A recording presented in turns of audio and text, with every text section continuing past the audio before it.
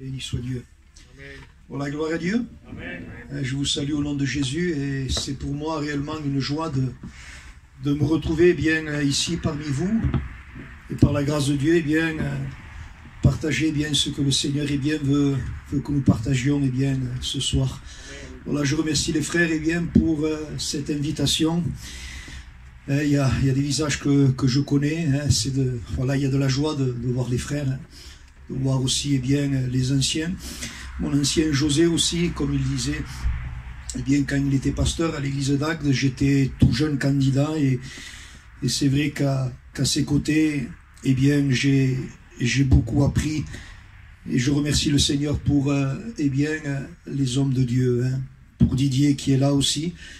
Ils ont été pasteurs à l'église à Agde et c'est vrai que leur passage bien dans l'église a été un moyen de bénédiction. Voilà. Merci aussi bien le frère Zanelato qui est là. Alléluia. Que Dieu le bénisse. Béni soit Dieu. Et que ce soir, bien, le Saint-Esprit puisse bien œuvrer. Alléluia. Vous savez, le souci, ce n'est pas simplement de prêcher, c'est d'être dans la note de Dieu. Alléluia. Dans l'esprit bien de Dieu. Alléluia. Et on prie, alléluia, on demande la volonté de Dieu et il est vrai que le Seigneur bien m'a conduit bien à partager cette pensée.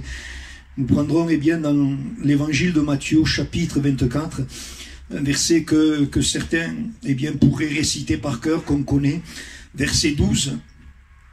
Et il nous est dit, bien, et parce que l'iniquité se sera accrue, l'amour du plus grand nombre, où l'amour de beaucoup bien, se refroidira. Nous prendrons bien, dans le livre de 2 Thessaloniciens, bien, au chapitre 2, verset 7, et la Bible dit, car le mystère de l'iniquité, c'est Paul qui parle, agit déjà. Et le verset 10, il nous est dit, avec toutes les séductions de l'iniquité pour ceux qui périssent, parce qu'ils n'ont pas reçu l'amour de la vérité, et bien pour être sauvés. Alléluia. Voilà, alléluia. L'introduction est bien, mais un peu difficile. Alléluia à dire, mais bien, selon le livre du Lévitique au chapitre 18, il y a 2 péchés qui ont amené le jugement bien, sur le peuple cananéen, sur le peuple amoréen. Et dernièrement, bien, j'ai entendu bien, un débat. On le sait, il y a des lois au jour d'aujourd'hui qui sont contre la parole de Dieu. Excusez-moi l'expression, le péché contre nature.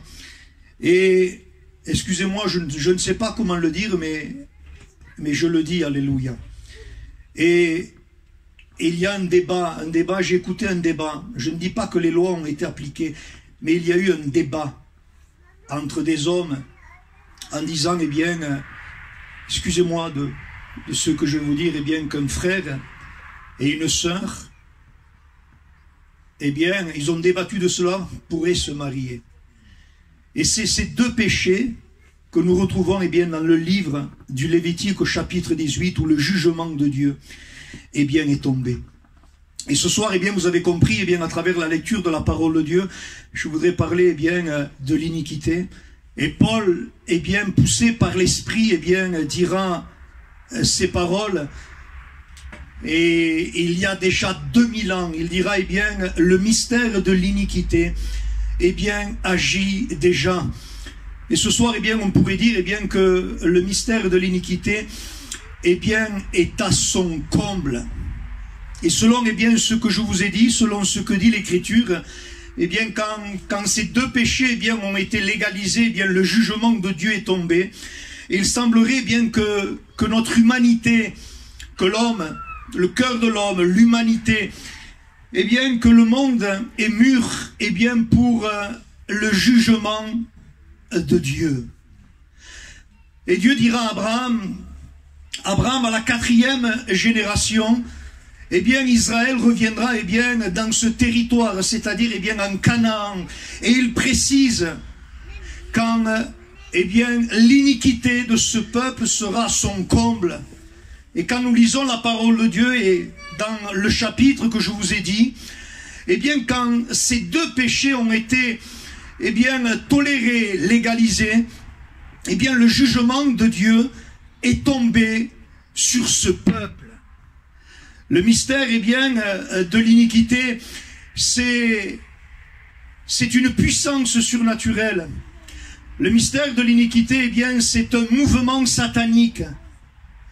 C'est, eh bien, une activité, eh bien, je dirais, démoniaque, qui agit, eh bien, je dirais, de façon occulte, c'est-à-dire, eh bien, de façon secrète, cachée, par des mauvais esprits, excusez-moi, eh bien, du mot, par des démons. Et selon la parole de Dieu, alléluia, eh bien, cette puissance, le mystère de l'iniquité, eh bien, incite les hommes au mal. Est une puissance qui incite, eh bien, les hommes à pécher. Est une puissance, eh bien, qui anesthésie la conscience de l'homme. Est une puissance, eh bien, qui agit contre les lois sacrées de ce livre, qui agit, eh bien, contre les lois morales. Est une puissance, eh bien, qui incite les hommes à banaliser le péché. Et au jour d'aujourd'hui, eh bien, péché, eh bien, dans notre société, eh bien, est quelque chose de normal. Et pourtant, la Bible dit, eh bien, que le salaire du péché, c'est la mort. Et pas simplement physique, mais, je dirais, une mort, une séparation avec Dieu pour toute l'éternité. Le problème, ce n'est pas, eh bien, de mourir. Parce que la mort est le rendez-vous de tous les vivants. Mais le problème, amis, eh bien, c'est de mourir, eh bien, dans nos péchés. C'est une puissance, eh bien, qui incite l'homme à prendre plaisir, et nous le voyons au jour d'aujourd'hui, malheureusement, et même au sein de notre peuple, à prendre plaisir à l'injustice, c'est-à-dire, eh bien, à changer le bien en mal. Et c'est ce que nous voyons, à changer, eh bien, la vérité en mensonge, à honorer, eh bien, ce qui n'est plus honorable. C'est, eh bien, prendre plaisir à l'injustice. Une puissance, eh bien, qui incite l'homme, et j'ai trouvé ce mot, alléluia, eh bien, à l'impudence. C'est-à-dire, eh bien, ils affichent leur immoralité sans aucune honte, avec aplomb, avec toupet. Et nous le voyons, eh bien, aujourd'hui. Paul, eh bien, je dirais, saisi par l'Esprit, eh bien, a pu dire, eh bien, ces paroles, dans les derniers temps, les séductions de l'iniquité seront de plus en plus intenses. La manifestation du satanisme, et chez nous, au Cap d'Agde, malheureusement, eh bien, c'est une ville horrible. Et l'été, je ne supporte pas, eh bien, cette ville. Et chez nous, eh bien, au Cap d'Agde, eh bien, il y a une église satanique. Et je ne sais pas si vous connaissez le pasteur Nessim, le fils du pasteur Payoum. Il est venu passer quelques jours chez nous et il a rencontré sur le marché, eh bien, un adhérent, un adepte de l'église satanique. Il s'approchait de lui, il lui a parlé de Dieu et il lui a dit, eh bien, moi je prie, eh bien, les démons, je prie Satan.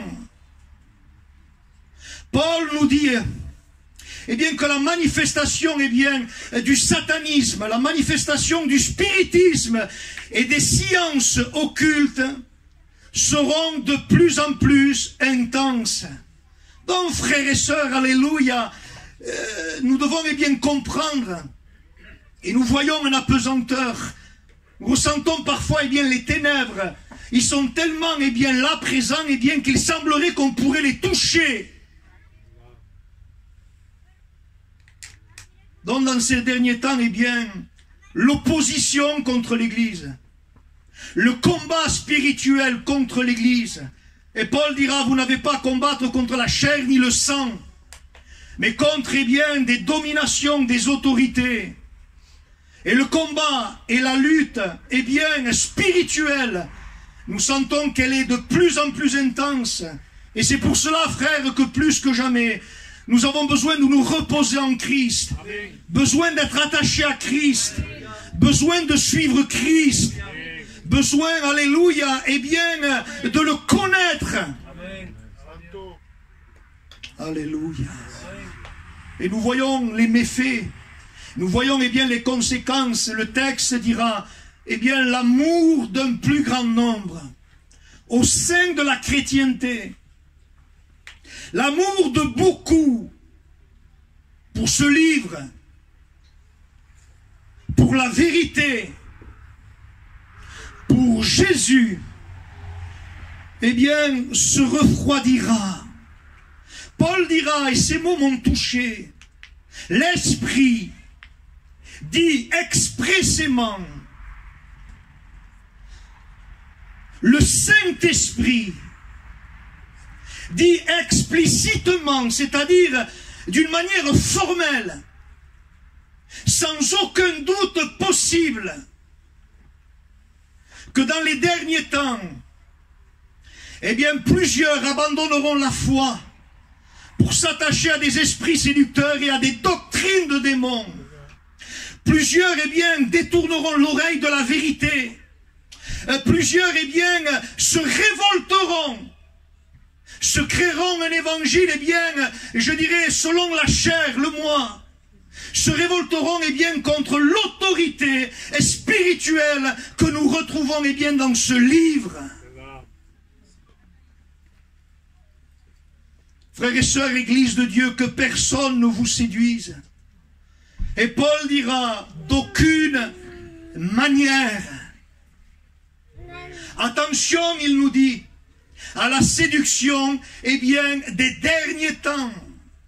Séduire signifie, eh bien, tromper. Il veut te tromper. Séduire signifie, eh bien, égarer. Séduire, eh bien, signifie, eh bien, induire en erreur. Et la racine, eh bien, du verbe, eh bien, séduire a donné en français, eh bien, le mot appâter. C'est-à-dire, eh bien, montrer quelque chose qui paraît vivant, quelque chose qui paraît bon, quelque chose qui paraît spirituel, et quelque chose qui paraît positif, mais tout en cachant de mauvaises intentions. N'oubliez pas, frères et sœurs et amis, eh bien que, et c'est là où il est le plus redoutable, que Satan se déguise. Et le texte littéral dira se transforme. C'est-à-dire c'est plus subtil. Si nous n'avons pas, eh bien, le discernement des esprits, eh bien, on peut, eh bien, se tromper. Alléluia. Alléluia. La séduction est là, frères et sœurs. Et c'est pour ça que Paul, l'apôtre Paul, eh bien, dira, si nous-mêmes, il se met au milieu, il s'adresse à ses enfants spirituels, si moi-même, moi qui vous ai enfanté, vous annoncez bien un évangile, eh bien, s'écartant de ce que nous vous avons annoncé, eh bien, il dira, eh bien, qu'il soit, eh bien, maudit. Alléluia. Le texte que nous avons lu, eh bien, dira ces paroles, parce que l'iniquité se sera accrue, l'amour d'un plus grand nombre se refroidira. Et le Seigneur a pu s'adresser à une église en disant, eh bien, ces mots, ce que j'ai contre toi. Et voilà, frères et sœurs et amis, c'est comme un fardeau, la note que Dieu a déposée sur mon cœur.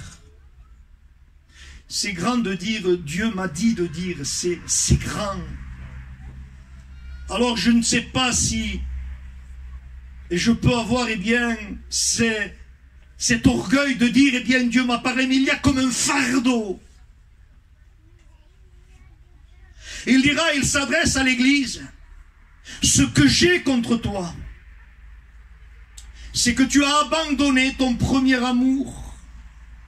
je ne suis plus le premier dans ta vie. Je ne suis plus ta priorité dans ta vie. Et le Seigneur est simple, alléluia, quand il parle. Et il va dire, eh bien, ce message, alléluia, souvent nous on dit, eh bien, accepte Jésus et tu es sauvé. Et les gens repartent parce qu'ils ont levé une main, eh bien, ils se croient sauvés et leur vie n'a pas changé. Ce qui nous ouvre les portes du salut, bien sûr, c'est Jésus. Mais le chemin qui nous amène, eh bien, je dirais, à la vie, c'est la repentance. Et le Seigneur va dire, eh bien, un seul mot, alors que nous, eh bien, il nous faut, eh bien, pas mal de temps, de minutes pour parler. Il dira à cette église, repens-toi. Sinon, eh bien, j'ôterai de sa place ton chandelier. Sinon, eh bien, tu vas t'éteindre. Et voilà ce qui est revenu fortement. Peut-être c'est pour une personne. Mon frère, ma sœur, si Jésus n'est plus le premier dans ta vie, tout simplement, repens-toi. Jésus revient bientôt.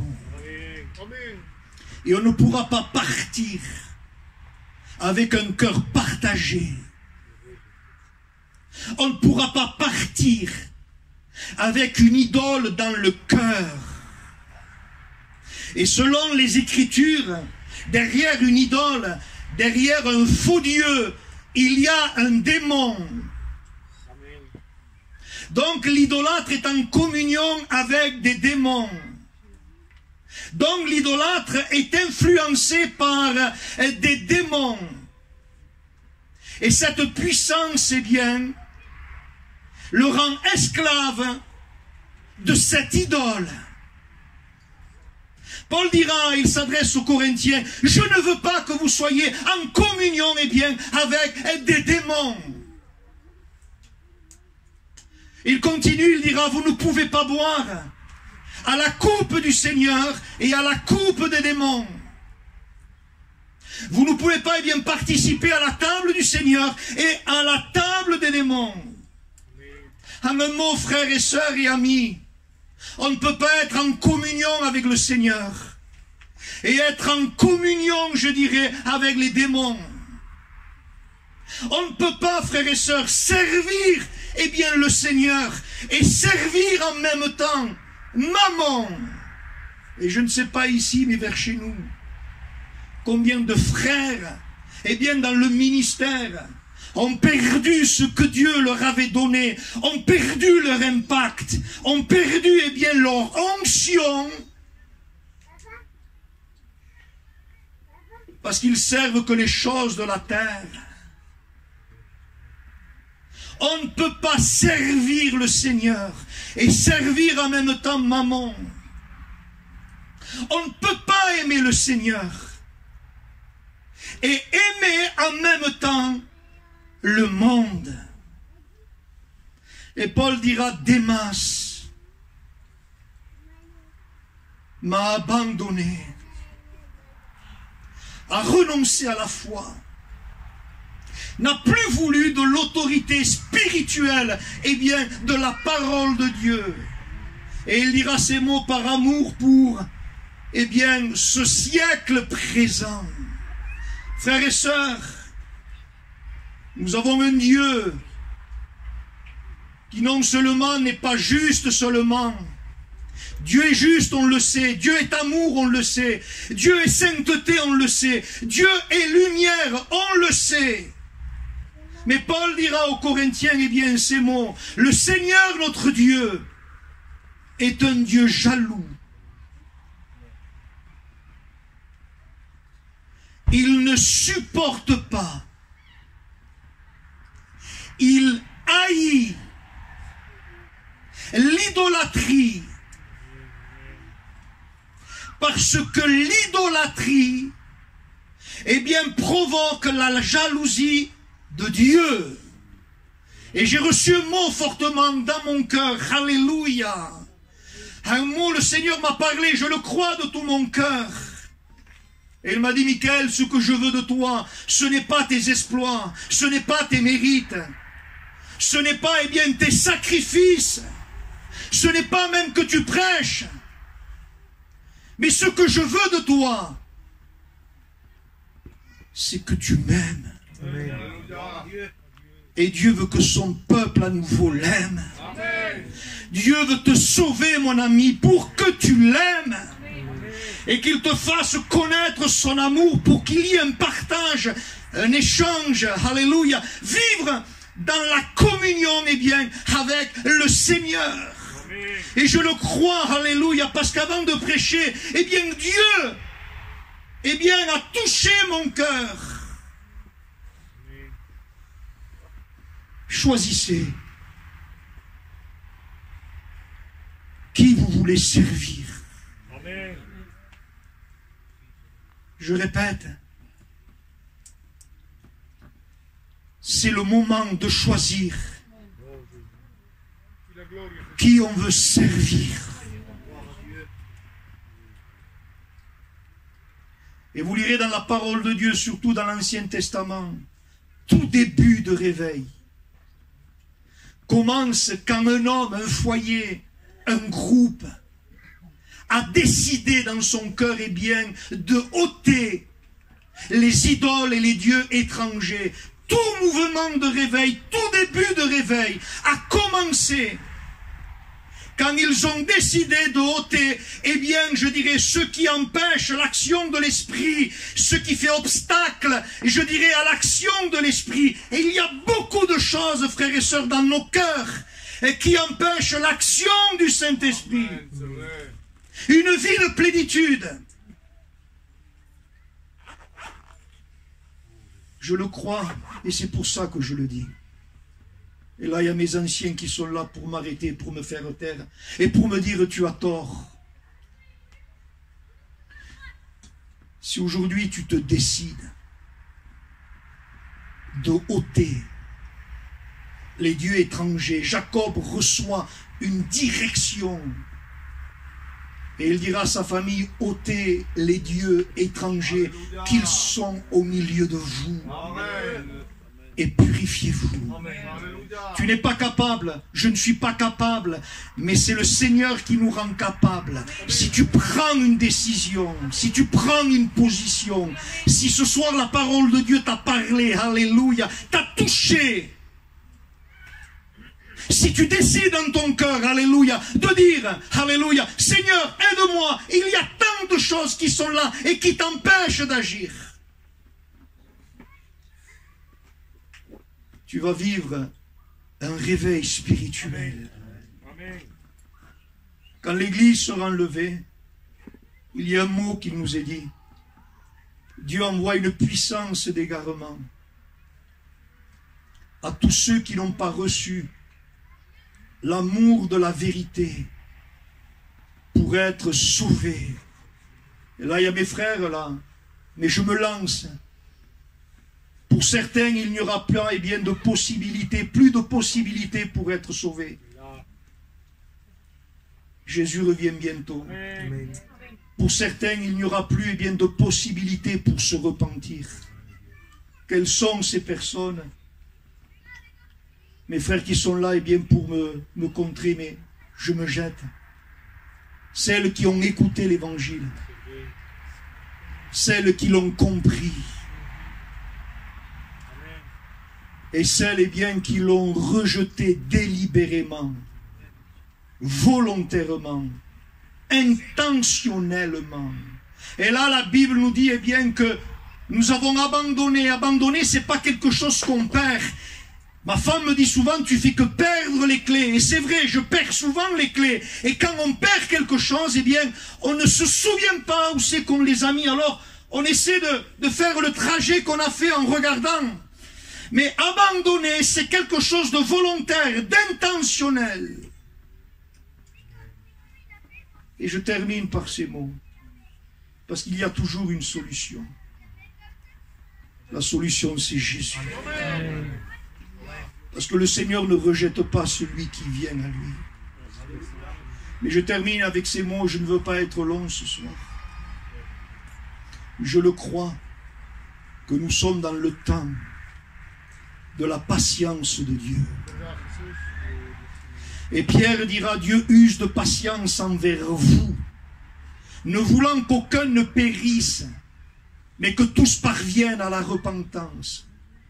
Je le crois que nous sommes bien dans le temps de la parabole du figuier, où le serviteur dira, Maître, Maître, Maître, attends, use de patience, use de bonté, use de compassion. Ne le coupe pas encore, laisse-le une année.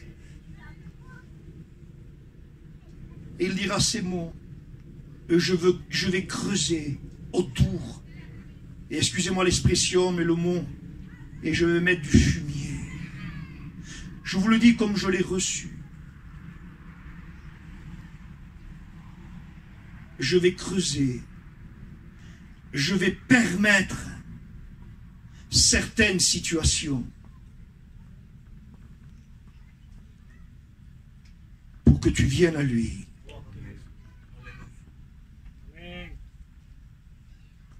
Ou pour que tu reviennes à lui.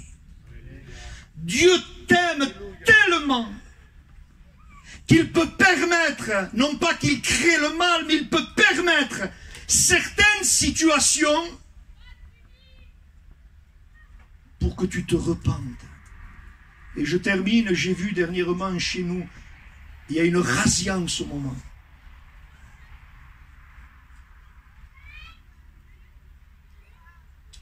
Il y a des chrétiens qui sont partis. Alors je me posais la question. Je ne dis pas, eh bien, mais quand on est près de la mort, la maison, eh bien, on s'en moque. L'argent, on n'y pense pas. Le matériel, on l'oublie. Et j'ai vu, excusez-moi l'expression, sans jugement, des chrétiens qui ne vivaient que pour le monde. Des chrétiens qui ne pensaient qu'aux choses de la terre. Je les connais, certains sont de ma famille. Touchés par, eh bien, une maladie. Les hommes et les femmes les plus spirituels au monde. Ils ont eu le temps de se mettre en règle à Dieu. Et ils ne faisaient que parler des choses de Dieu. N'attends pas. N'attends pas. N'attends pas au nom de Jésus. C'est fort, je le dis une dernière fois. N'attends pas certaines situations. Ce soir, si tu as entendu sa voix, n'endurcis pas ton cœur. Mais repens-toi. Qui que tu sois, quoi que tu aies fait, si tu te repens, alléluia, Jésus, alléluia, bien, elle te pardonne, alléluia, il te bénit. Je bénis le Seigneur. Je bénis ta grâce, mon Dieu. Seigneur, merci. Merci pour tout, pour ta parole. Merci pour l'action du Saint-Esprit. Merci pour ta bonté, Seigneur. Seigneur, voilà,